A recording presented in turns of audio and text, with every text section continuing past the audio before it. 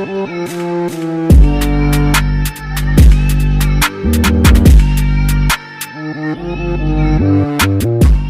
Falcons are, they're iffy. It's been 2 weeks since I've made a video on them.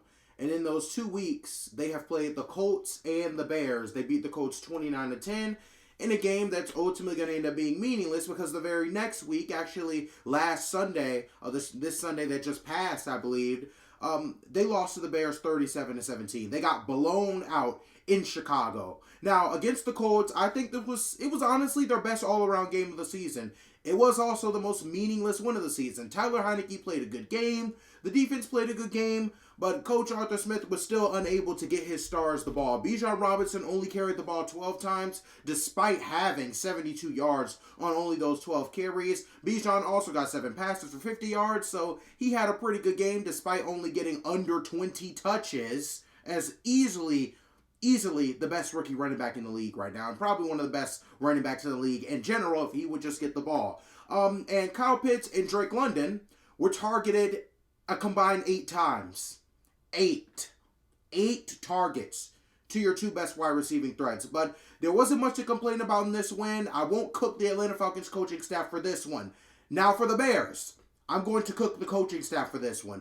This was just a very, very sad performance in general. The Falcons defense played worse than they did the entire season. And Justin Fields had time to do literally whatever he wanted. The guy could do anything. I mean, he didn't even have to worry. And, of course, on the other side, Tyler Heinicke throwing 3 interceptions also certainly didn't help. It was so bad that the guy that Atlanta seems to be pushing against, Desmond Ridder, had to come into the game.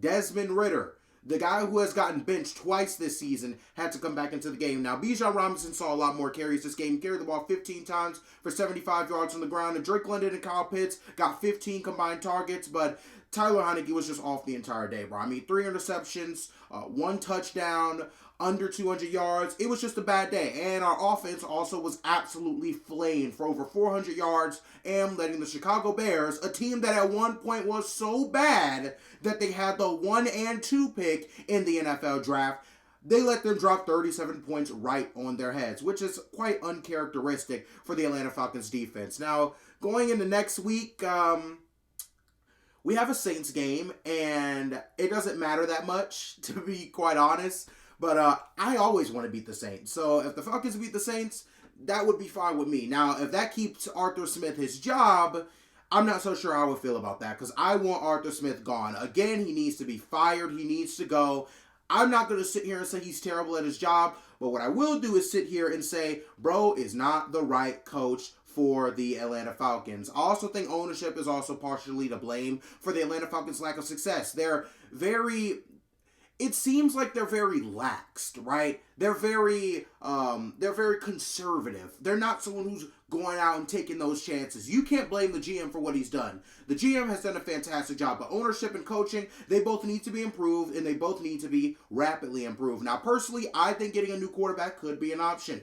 Maybe you bring in Russell Wilson for a season, draft a younger QB, and kind of let Russ take him through the game a little bit. I think that would cook. I'm just saying, I think that would cook. Jaden Daniels and Russell Wilson, that would cook. That would cook. Russell Wilson showing him the ropes.